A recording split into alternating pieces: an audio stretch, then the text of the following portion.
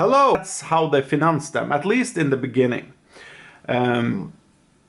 And they were mixed with, I wouldn't call them regular film, but films I already talked about, these films called exploitation films.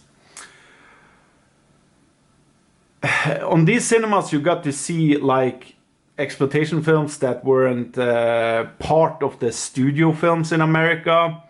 They were not that high-class mainstream films, if you liked. It's hard to think about it today, but during the prime time of grindhouse cinema, there were in fact more grindhouse cinemas than there were like regular cinemas. And that just means it was a lot of these cinemas in the States.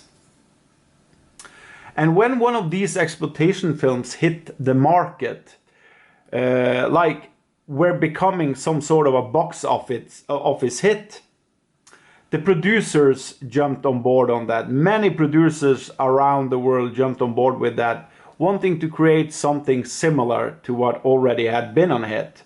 So, for an instance, if we take George R. Romero's Night of the Living Dead, everybody knows that there were hundreds of zombie films coming out after that one.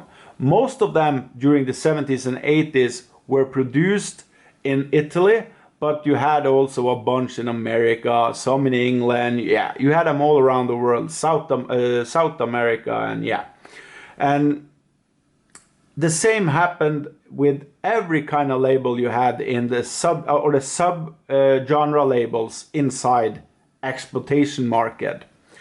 And you could have subgenres that is zombie films, you could have subgenres that's blaxploitation films, or bruceploitation, or mondo films, cannibal films. Even countries had different codes on their films or different label names on their films if they made exploitation films outside America. So you had like, let's say, Consploitation from Canada or Oostploitations from Australia. And yeah, one of the subgenres is rape and revenge. And many people back then believed that, how can I say this, that the film that kicked off the rape revenge genre was I Spit on Your Grave. And I'm not talking about people believing it was the first, but just the film that really started the entire trend of those films. And also you have people saying that they think that Ingmar Bergman's The Virgin Spring was the first rape revenge film ever made. But to be fair, there was many films before The Virgin Spring that had rape and revenge in them. Maybe not as similar to the storyline as The Virgin Spring is when you compare it to later on rape revenge films, but still there was many films before that with rape in them and revenge. So I'm not completely agreeing with the horror history that most books out there has, and also if you go to the film documentaries about the horror history and you go into the sub-label rape revenge, I find that everything has become like narrow when it comes to how you tell the history of films, because I don't agree with most of it. And I know I sound like a typical psychopath, as I always do when I say I don't agree with the specialists, but when I mean there is false acclaims, or what you call, you should say it. And in this specific case, I think both I Spit on Your Grave and The Virgin Spring is false claims to something that I believe was started way before that. Yeah.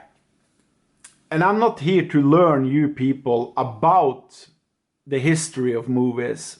I'm just here to tell you my point of view of films, as you probably understand. And I try to learn every day. And I was at a seminar in France in 2011, 2012.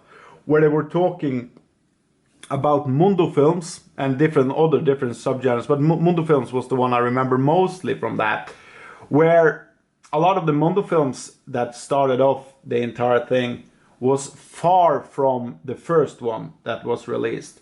And when I got home, I read many of my film books, and I went back to see, and suddenly I saw that every film critics, at least back to the 1986, that was when my first book was written, and I don't want to say names now of the film critics because I don't want to shit on them. Everybody has their own opinion, but every one of them had the same film as the beginning of the Mondo films. And for me, I think the most important thing with film history is actually to tell the truth. And you can't just say that, well, that was the one that kicked it off because that was the one that sub-labeled the genre, because there isn't any facts on that. The only fact we have when it comes to sub-labeling genres, especially in the sub-genres in horror, is that we know that most of the sub-labels started in the end of the 70s because of the sale market of these films, but also many of the sub-labels started also during the VHS peak in the middle or end of the 80s. And we also had some of the sub-labels didn't start like selling them to for the sub-genre name before the beginning of the 90s, when some of these films were reckoned after, because many of these films have been banned around the world.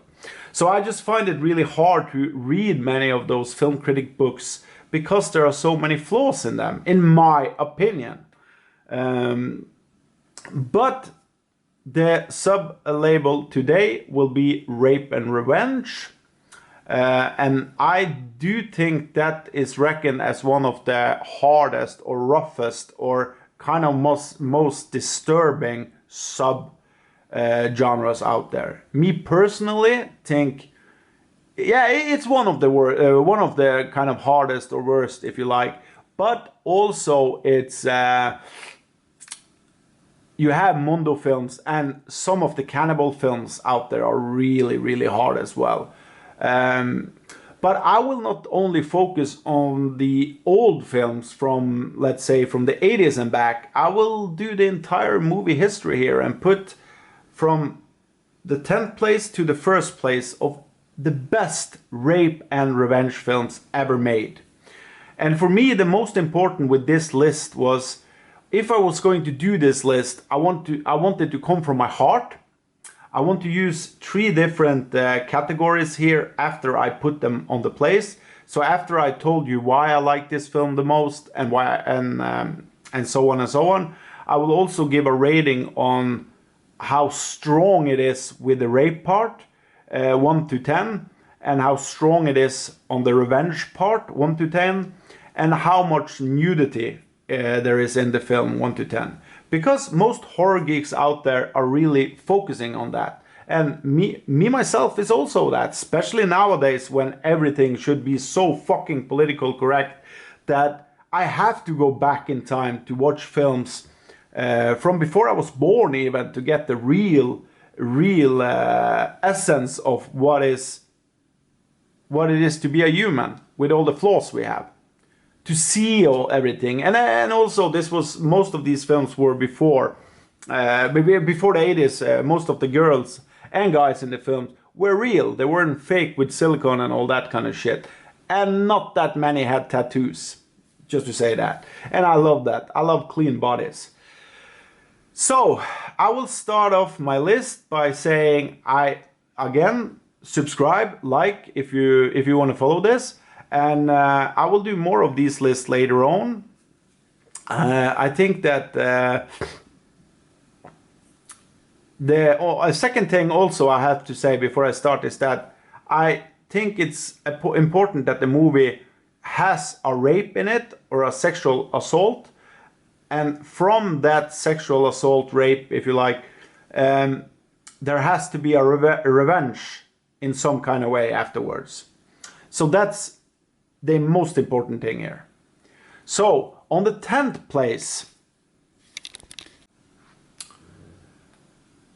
I Spit in Your Grave. I Spit in Your Grave is probably the most well-known rape revenge film or movie out there, I would say. And in 2010, a remake came out of I Spit in Your Grave. It had a lot higher budget than the original movie had. And of course, a lot higher than the sequels also to the original ones. Sarah Butler, I think it was, Butler, took the role Camille Keaton had in the original, the character of Jennifer, and turned it into a more up-to-date kind of girl.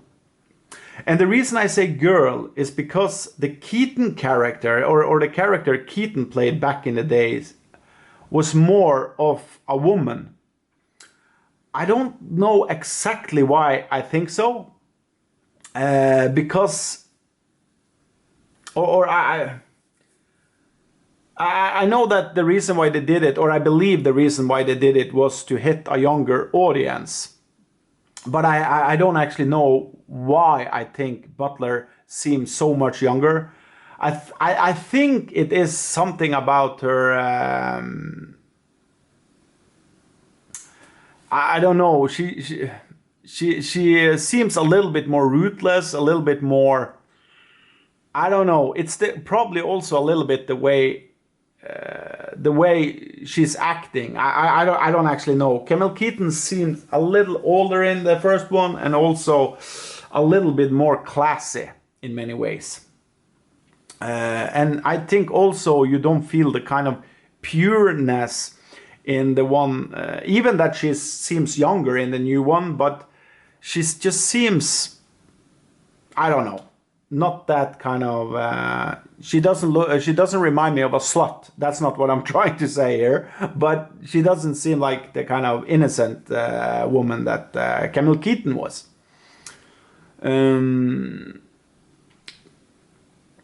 Yeah, and it could also be from the 70 vibes from the old one. I don't know, actually. I think Steve Monroe, was it Monroe, something like that, is the director in this film. And I only seen one or two of his films after this one. And at least what I've seen, it has been really bad. Like really, really bad. It's up to trashy bad, to be frank here. But I do think there is a lot of quality in this film.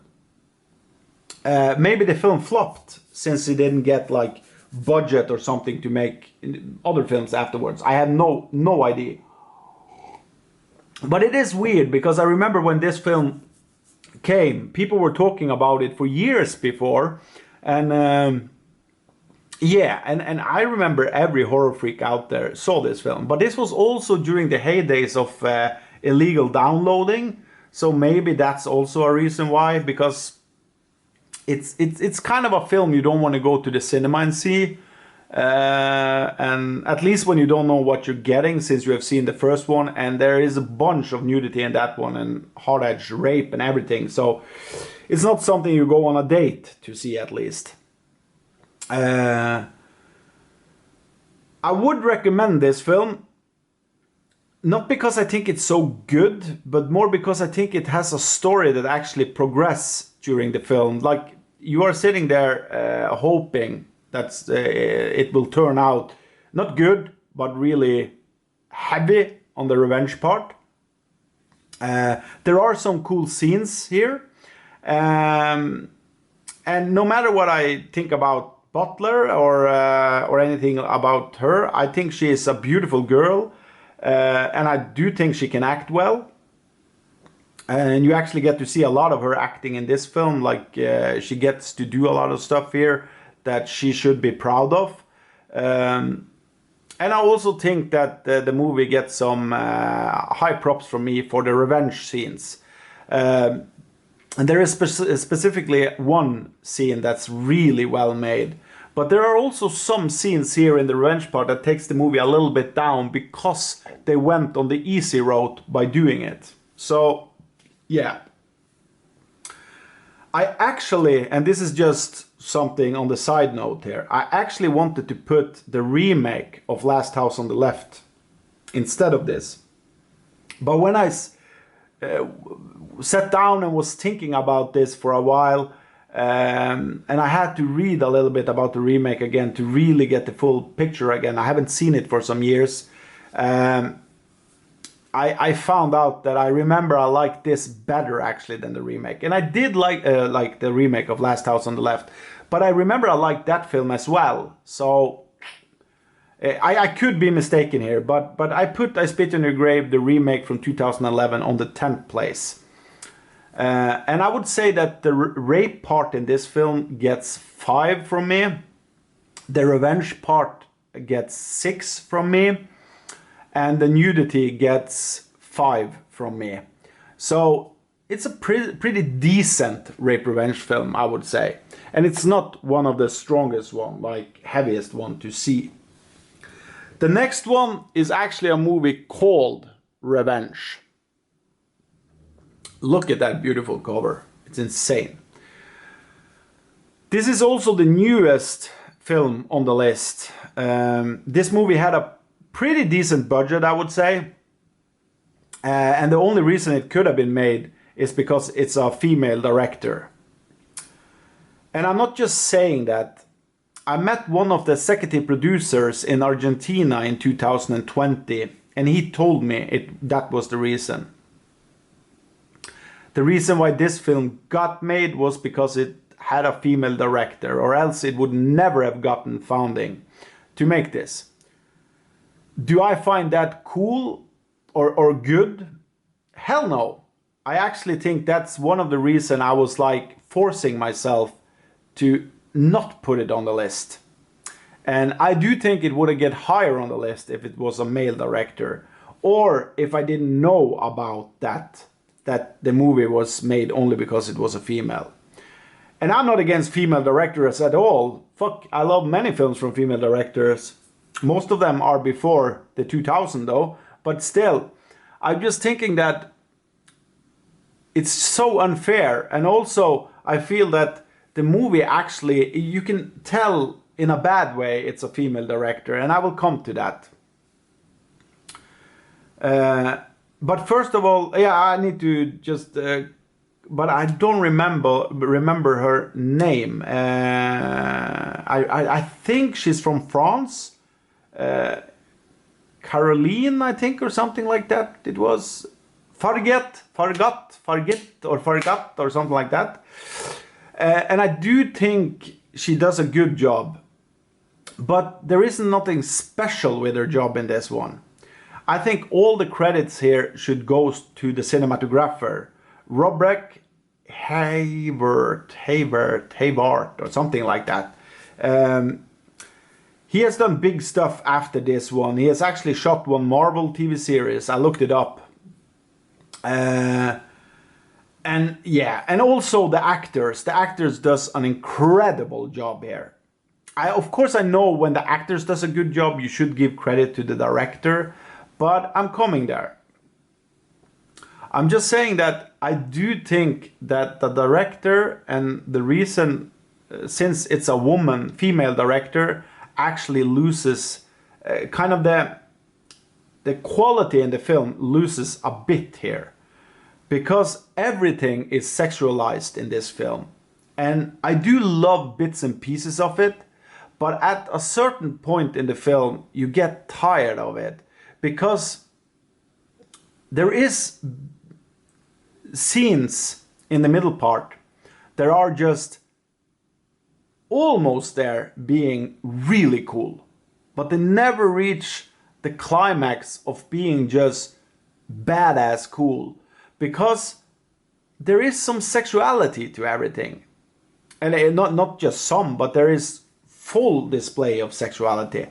And I do think that worked all the way up to the rape part, because I kind of like getting that dirty kind of mind. I saw it 2 times on cinema on a row, actually. I saw it first alone And then I saw it with a girl I know. She's an actress, and she isn't used to these kind of films, if you understand.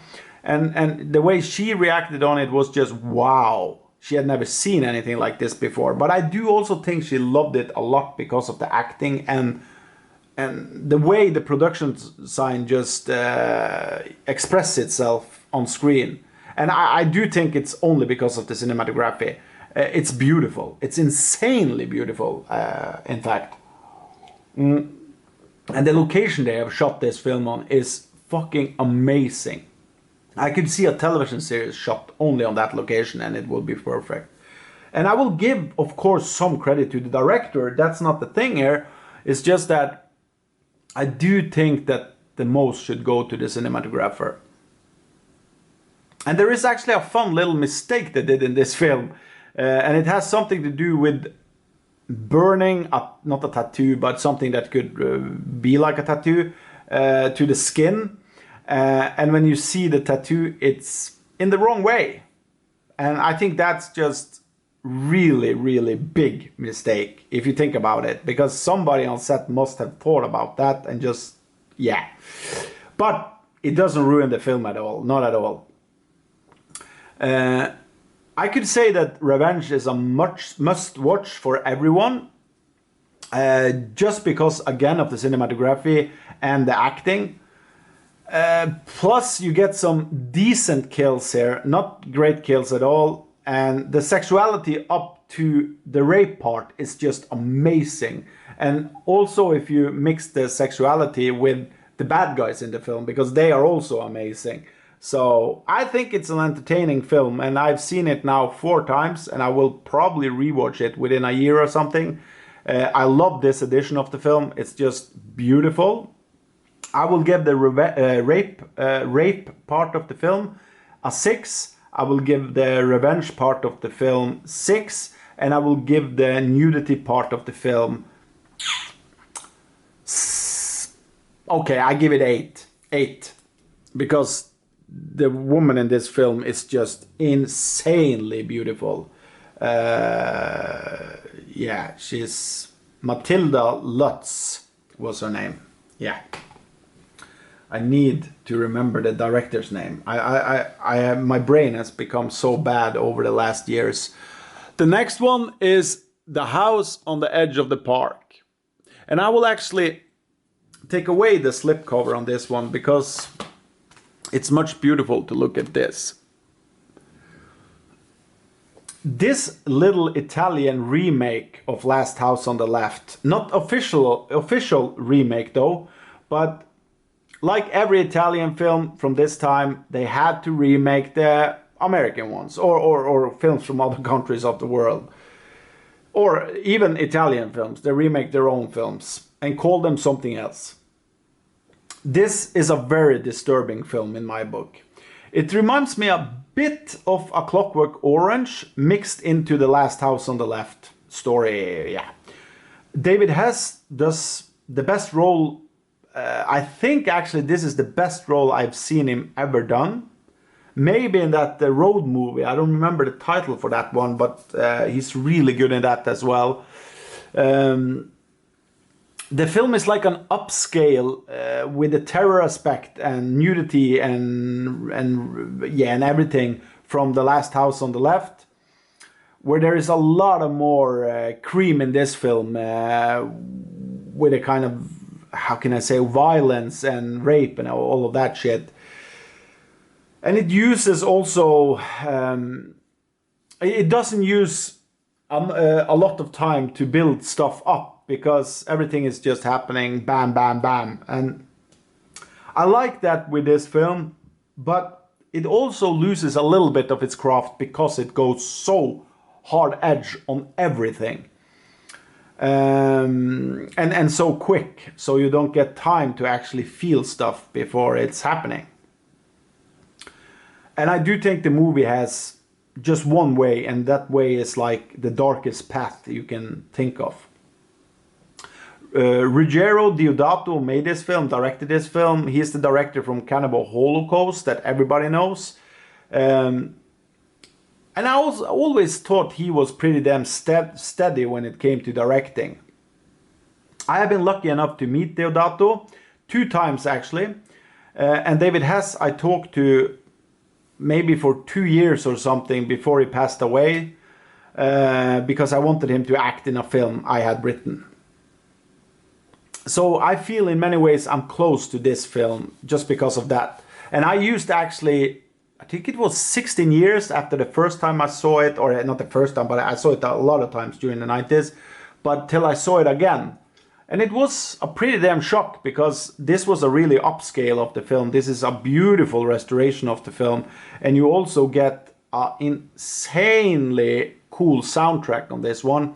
From Riz Ortalani or something like that. One of the famous musicians from films back in the days, composers, I mean, back in the days from the high days in Italia. And I do think the music also is one of the most recognized kind of scores in Italian cinema. And I also have to say once more, the poster design on this film is actually part of my probably top 3 or maybe top 5 poster designs ever done on a film ever. I just love this poster design, this cover art. It's beautiful. To rate this film with Rape, I would give it 7. Revenge, 6. I know it sounds a little bit low, but if I took the psychological aspect with the Revenge, it will be higher, but I'm only focusing on the physical now. So on the Revenge part, it will get 6, but it's a strong 6. And Nudity Goes, I would give 7. And most of the reason there is because there are so many beautiful women in this film, or not many, but all of them are really insanely hot. They are so beautiful, and it's also part of the heydays where every woman was clean, if you like. No silicone, no shit like that. I fucking love the girls in this film. The next one is Death Wish 2.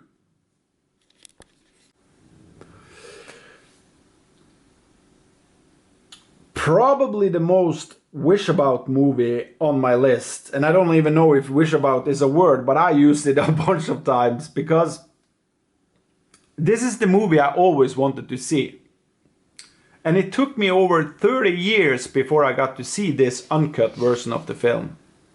I only seen the Norwegian release before, and that was trimmed down like 3 minutes or something. This is not a typical rape and revenge story, I would say. And if you compare it with the first Death Wish movie, that actually feels a little bit more like a rape and revenge story. I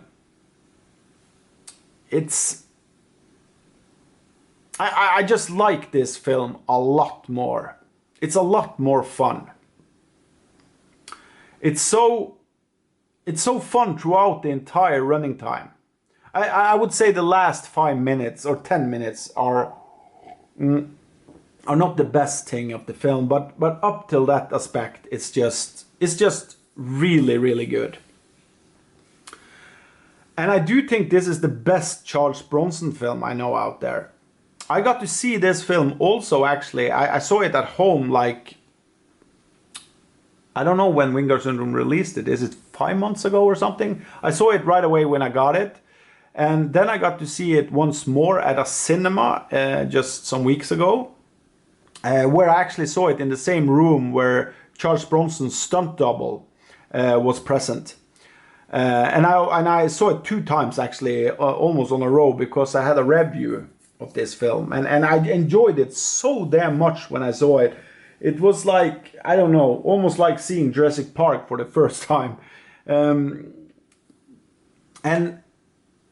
And fun fact about the film, actually, it's that it was released in Norway just 1 month after I was born. I didn't know it was actually released so long ago. I thought it was in the middle of the 80s, but it was in 82. And maybe I was sucking my mother's nipple when this movie was on screen, because I know she saw it around the time when it was released. So who knows? Probably a more fun fact for myself. It's directed also by one of Bronson's most regular directors, Michael Winner, and I do think he had a lot of talent. Just one scene in this film, just always makes me jump. It's I wouldn't spoil it, but I can say so much that it's a guy falling, and you have an iron fence there. But it's so well done, that scene, and I would say it's perfect crafted. So, and I do think that the movie has a lot of nudity in it. So, before I actually saw Death Wish, the series of Death Wish, part of like the 80s, kind of end of 70s, 80s, or more 80s actually, because you had Death Wish 3, 4, fucking 5 also coming out. I think that was in the 90s. But I looked at them more or less like, you know, Lethal Weapon, Die Hard, and stuff like that.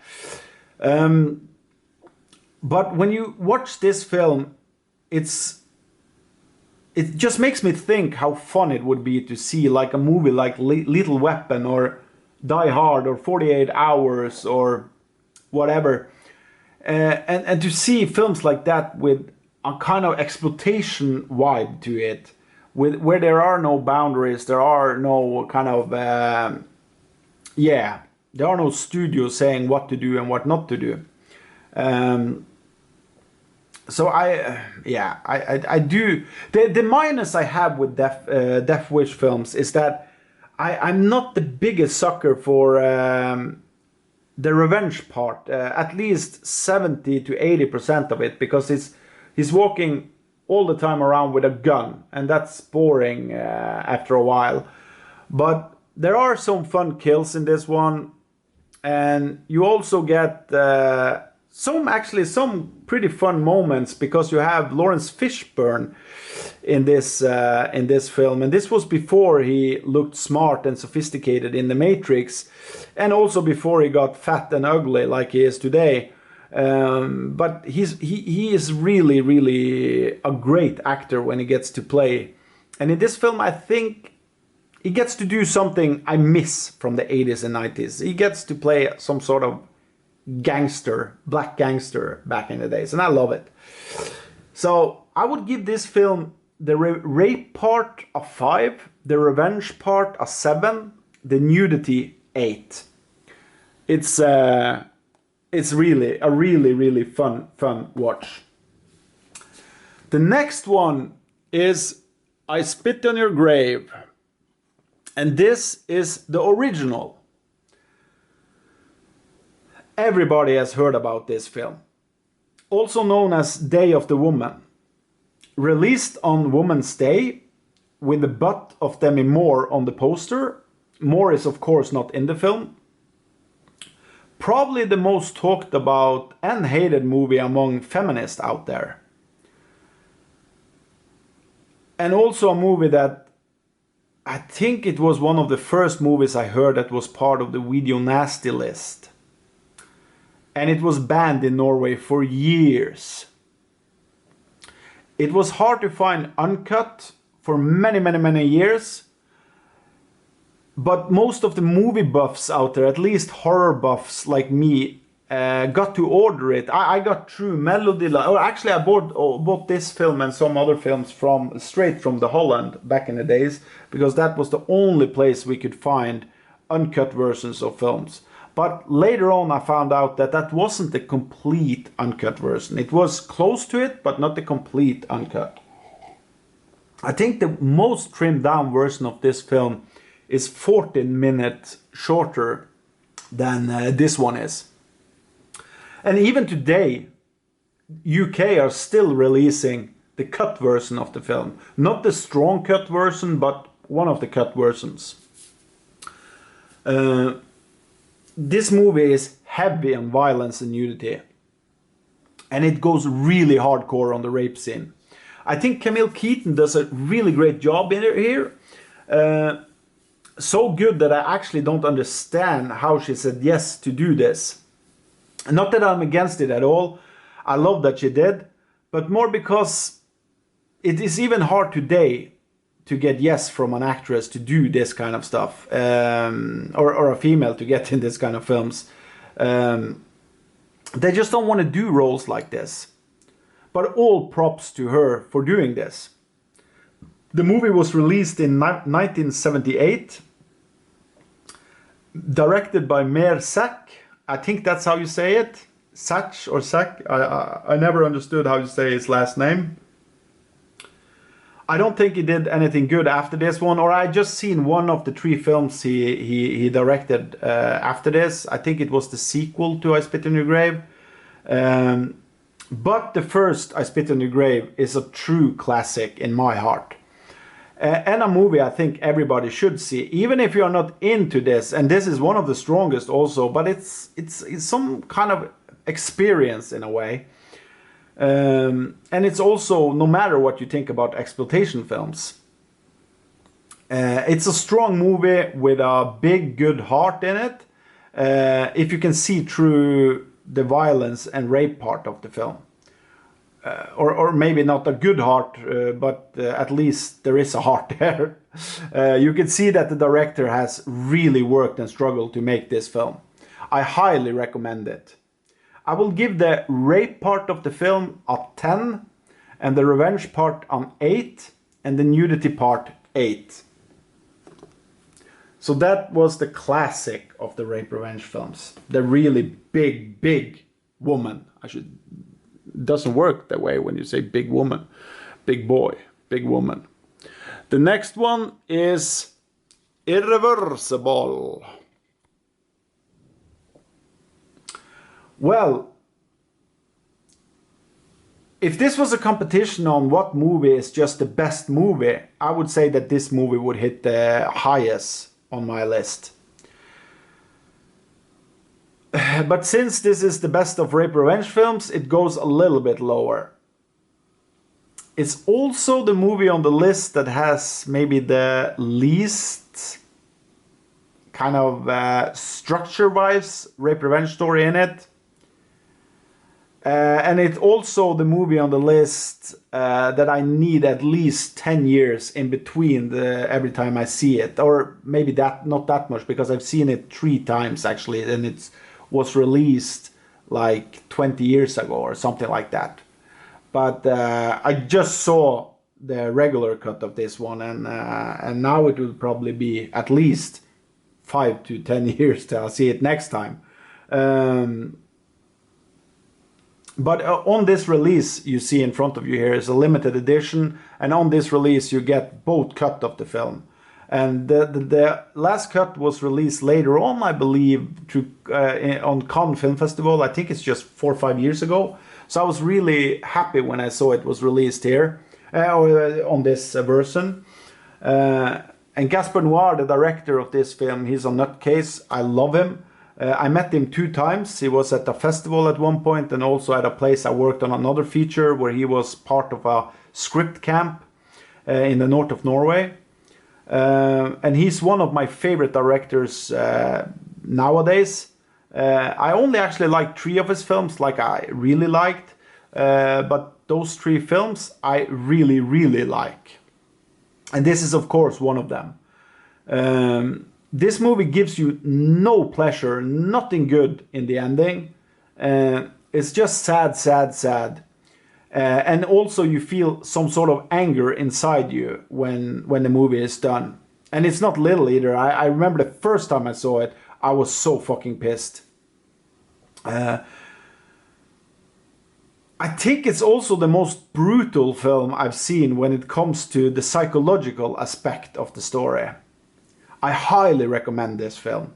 But if you are not ready for something sad or something that will probably shake you in the end, I will actually recommend to put some alcohol in your blood before you see this one. Or use whatever you have to distance you from the film. Because this is a rough watch. And when I say it's a rough watch, I I managed to go through most things out there when it comes to films, and I think this one is really heavy to watch. I would give the rape part in this film a 10, and the revenge part actually just 0. Or I have to give it 1, because that's the lowest I can go.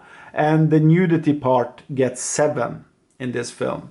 I would also just say that Monica Bellucci is just so amazing. I've loved her in everything I've seen her in. I haven't loved every film I've seen her in. I've seen with her in, but I loved her in everything she has done. The next one is The Accused. And I know many people out there always react when I call this a rape revenge film, but I don't care. For me, this is as much as a rape revenge film as I Spit on Your Grave is, because there is a rape here, and the woman takes revenge. It's just that the revenge part is different than the other films. And talking about rough, I think this film really portrays a character in a world that feels most realistic of all of these films I'm showing today. Of course, Irreversible also had the same aspect, kind of, but Gaspar Noé always uses some sort of magic with the camera and sound and everything, that he creates a universe all by itself. While this one is shot more, not like regular, but there must be a better word for it. More, yeah, you probably understand. I do think that the movie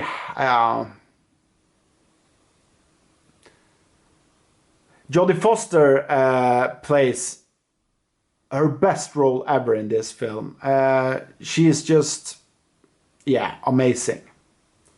Kelly McGillis, I think, is good, but I've never been the biggest fan of her. But she's good in this one, though.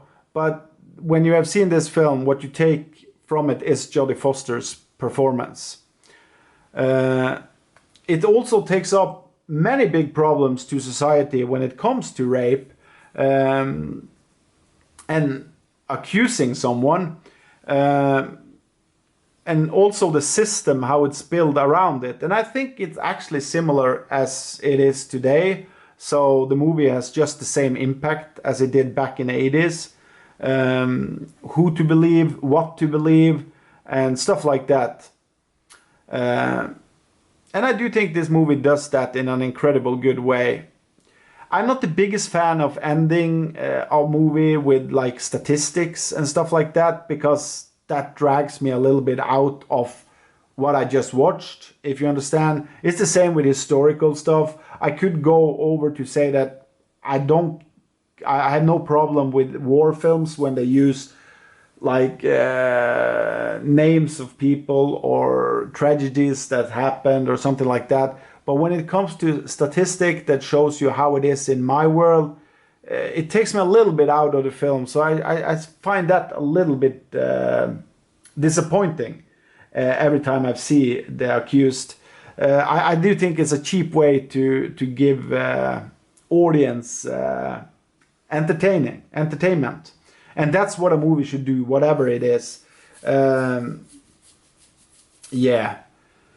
It's directed by Jonathan Kaplan, and he did a good thriller called Unlawed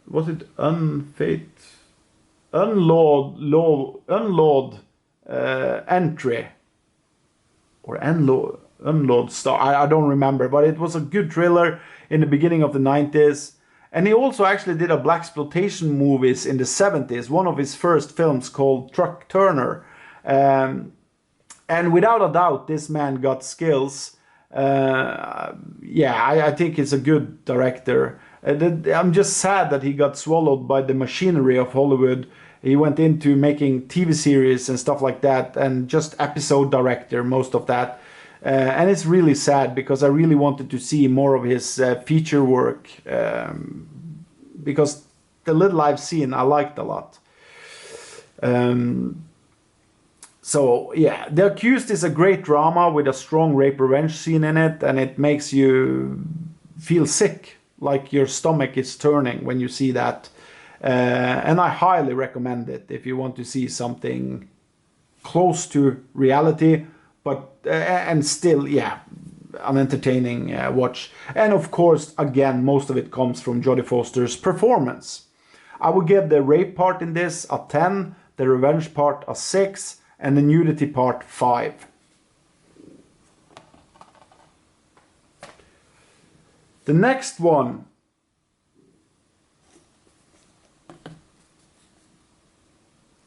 is Thriller, A Cruel Picture. So, the movie, I feel, started it all. I know that there was clean out rape revenge films before this, but I do think that this is more or less like the generic rape revenge movies that came after, if that makes sense. Like the classical I Spit on Your Grave story. And Thriller isn't far from that. And I do think that's the reason why it started it all. The movie has a bunch of nudity, and I mean a lot of nudity, with beautiful Christina Lindberg. And I've been so lucky to meet Christina Lindberg many times now. And also I've been even more lucky to work with her. So I was a really big fan of her long before I met her. So that was really big for me. And in this film, you get her naked for at least 10 minutes of the film, maybe more. You get to see inserts of nudity and porn, I would say. You get extreme violence in the film, violence that looks so real that the director actually was,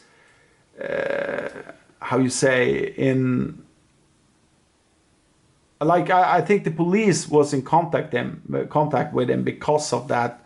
And you also have the most sexy camera work I know out there. Not work, but the camera look. The really gritty style that I really miss from the good old days. And with Lindbergh in front of the camera, I always think it looks like millions and millions of dollars on screen. And I also do think that the supporting cast in this one is really, or does a good job.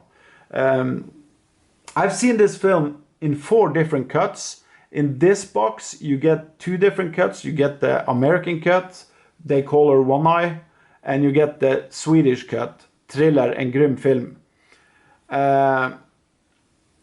And of course, I would say, watch Thriller, en grym film. They call her One Eye is a shitty version of that. English, and yeah, just really, really bad dubbed version with so much cut in it, so you lose the impact of what it was supposed to be. And I'm not the biggest fan of some of the choices the director did in this. Bo Arne, I'm always mixing his name with one of the singers. I think it's in an ABBA. I don't remember his last name. Vibenius was it, yeah.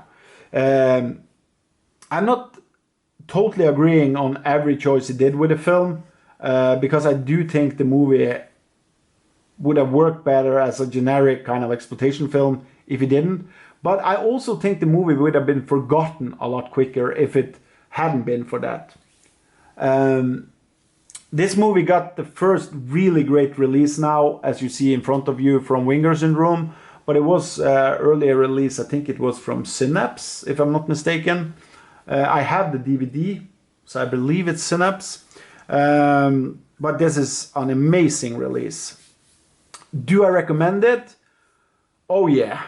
If you want to know where Kill Bill came from, or maybe you want really cool sound score from the 70s, I'm not talking music score here, I'm just talking sound score. I know many people hate the sound in this film. I love it.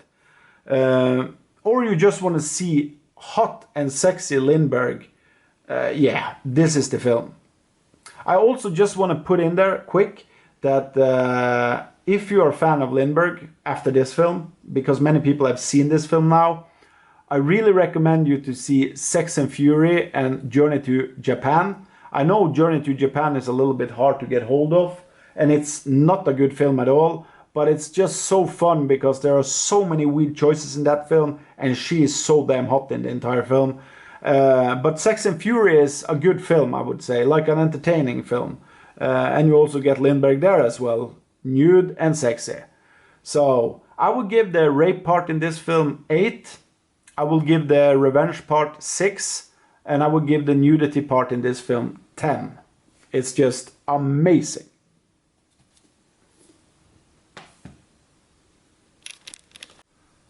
The next film is Last House on the Left. Let's go back. Here we go. This is the most gritty movie of these ones. It's just so damn dirty. I love the style of this film. It just feels like 100% grindhouse movie in every way possible. And I work as a production designer, so when I see movies, I often like think of how did they manage to do this. And I know it's not because of a production designer that came in and designed the film, because they didn't have money for stuff like that. But I can see that it's because almost the opposite, because they didn't have time to do shit. So there have been, it's hard for me to say this, but they have been a little bit lucky since the camera is all over the place. It's shot on film, and it's in this, not crappy, but the walls and stuff has a lot of texture to them in the film. And yeah, it just works perfectly as a gritty ass exploitation movie that I really love. And I think it's so weird that this is Wes Craven who made it. It feels like something really cheap, as I said, but it could have been made like from an Italian director back in the days, like the worst Italian films, if you like. Or someone that didn't know shit about what he was doing.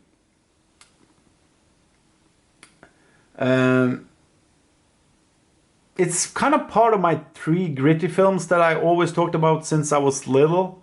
I always had like Last House on the Left, Cannibal Holocaust, and Texas Chainsaw Massacre as like a trilogy in my head of the grittiness of good exploitation cinema. I can say that the film is flowing in a perfect pace, and I do think that it's the reason why people are falling off from the film or think it's overrated or something like that.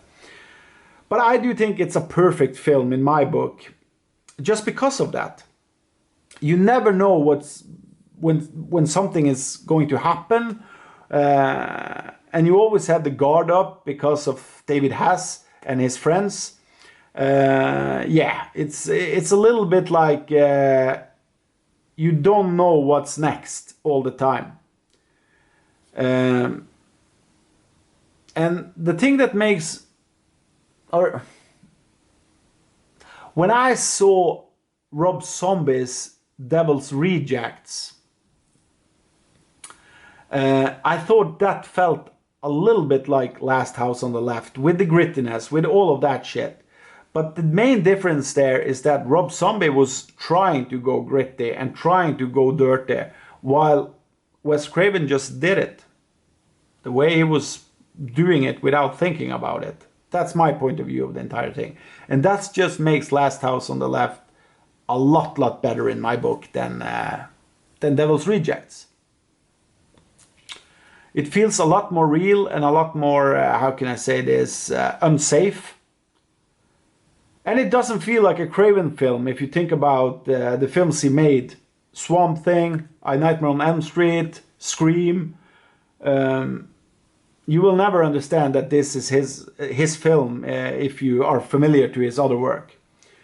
But if you know the backstory of Craven and how he got into the industry, then you will probably understand it a little bit more, because I think he started, at least he did in the beginning of his career, he did a lot of porn. He was cinematographer on some porn films, and he directed one at least, but I think he directed more with a synonym of his name.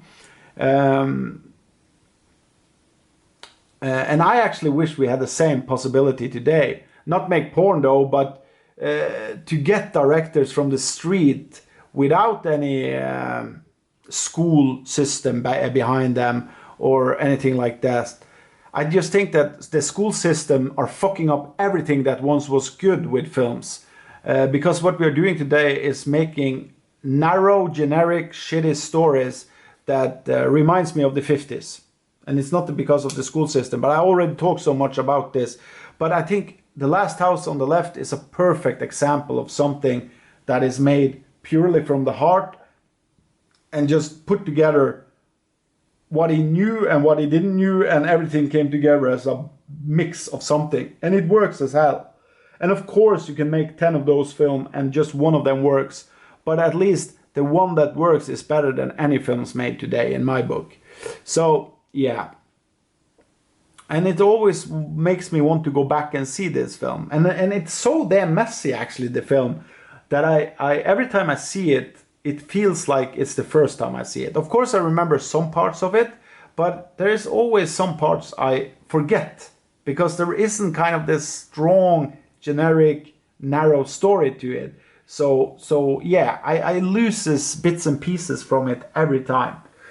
And I also mixes it with different films. When I saw this film this is an Arrow release, limited edition, I mixed it with 2 other films. I hadn't seen it then for like 14 years or something.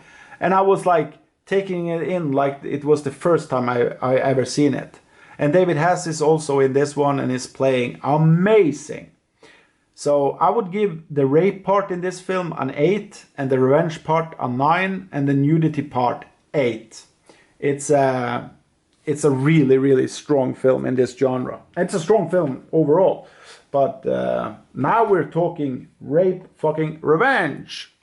So the next one is Night Train Murders.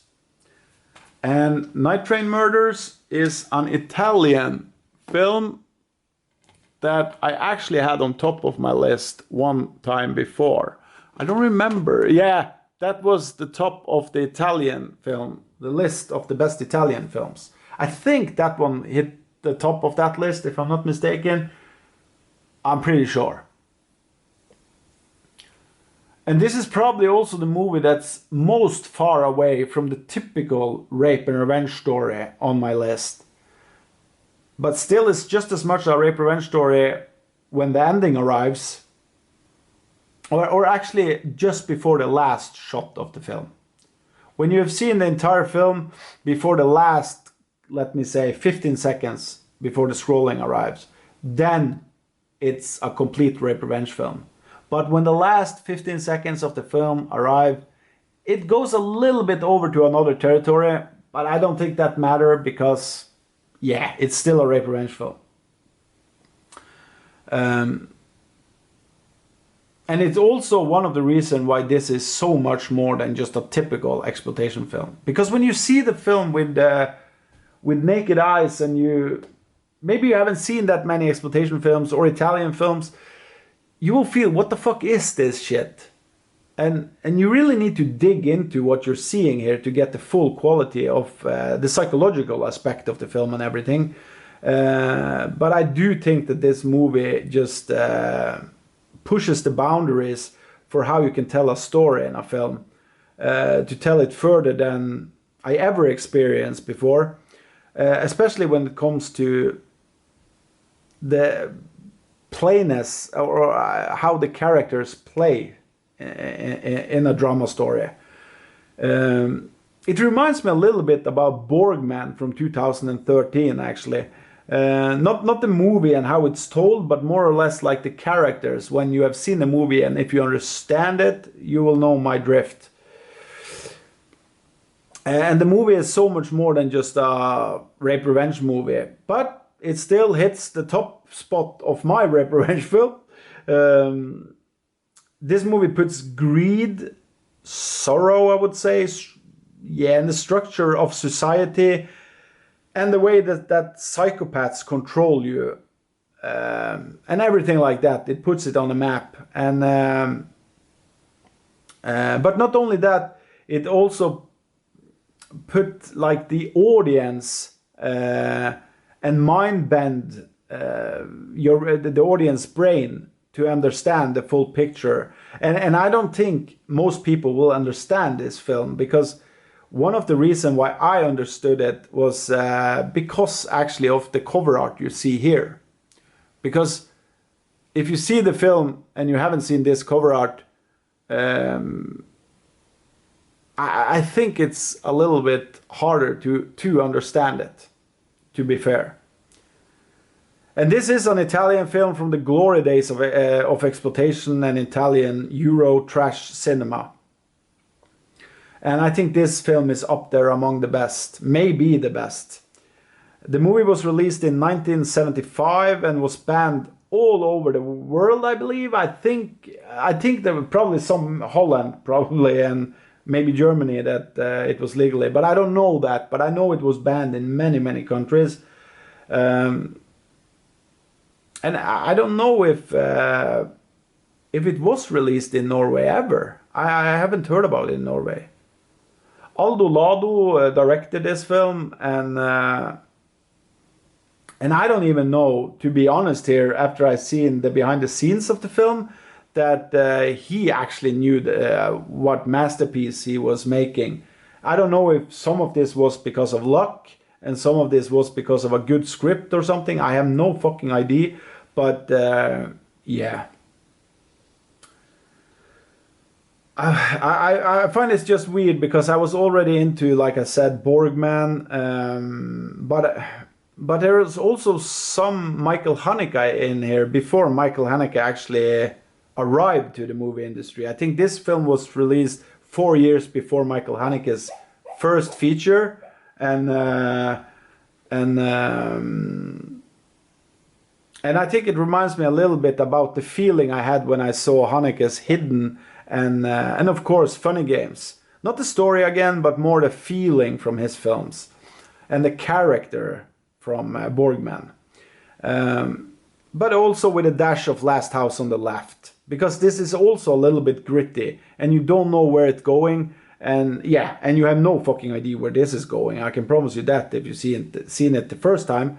And when you open a film where the characters are doing something, but then you turn it completely around in the middle part of the film, and then you understand why you turned it around in the ending of the film, then I mean you have created maybe one of the best twists ever on cinema.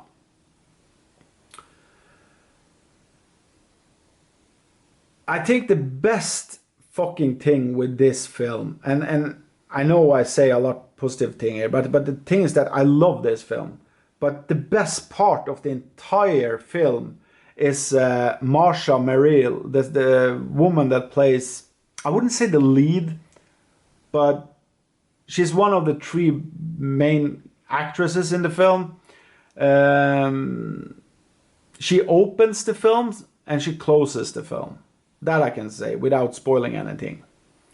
And I think she's impossible to describe in details in this film. She's not like insanely beautiful, but she is one of the women I wanted the most sexually ever on film, because of the character. I don't know what it is, but what the character is doing in the film, actually it does the same to me as an audience when I understood the film. And it was insane. I've never experienced that before. And it's, again, Borgman mixed, but the character is mixed with Borgman and some kind of Joker from the Batman universe. And yeah, it's incredible. and I also think you can reckon with her character, actually, when it comes to people you meet. Not the total aspect of the character, but more about the, yeah. Well, I can't go into that more because then I start spoiling the film. I will highly recommend this film. If you have not seen it, see it. I will give the rape part in this film a 10. I can promise you, till the day you die, you will never forget the rape part in this one. It's the most sickened, but also twisted, but also kind of, how can I say this? You are sitting there laughing to something that is so goddamn terrible, but it's just so fucking messed up. And the revenge part, I will give it 8.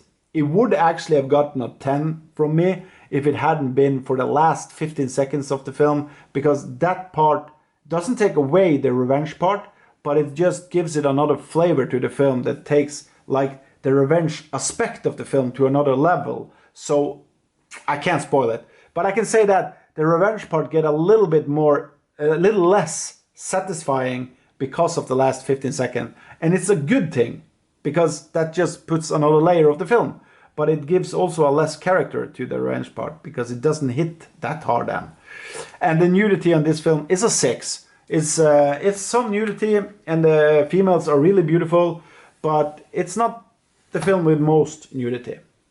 So that was the first place on my best of rape revenge films. And this video has been pretty long. I thought it was going to be quick, but I got so much to say always. Boring shit ass thing. And I'm really sorry about the beginning of the film, that I actually forgot this fucking lamp. But yeah, I'm a little bit tired. I've been working all night. I'm going to bed now. It's actually morning here. So because I have to work tonight as well. But I wanted to make this video just because I want to do videos often now to recommend. And please, if you're agreeing to the list, or if you're not agreeing to the list, please tell me. And also, if you have some rape revenge films to recommend, I think I've seen most of them. I could give a lot of extra like shout outs to other rape revenge films, but I was thinking, keep it clear, keep it 10, keep it simple. And if you are a really sucker for horror and exploitation films, you have probably seen all of these films. Except maybe The Accused, because that's normally not part of anyone's lists out there, I think, when it comes to rape revenge. But if you think about it, what is rape revenge? Rape is somebody getting sexual assaulted or raped, or yeah. And revenge is somebody taking a revenge over the ones that did it. So The Accused is perfectly a rape revenge film, but maybe not in the horror aspect. But it's still, if The Accused was made during the 70s and it didn't have that high budget as it does, because that's probably the film with the highest budget of all of these, it would have been an exploitation film. And maybe it even would have been an exploitation film if it was made with this budget as well, because you had exploitation films that was with a bigger budget back then, but they flopped on cinema. And I don't know what The Accused did do on cinema, if it went well. I have no idea, actually. But thank you for seeing my video, and I hope you will subscribe and like and leave a comment, and have a nice day. Bye.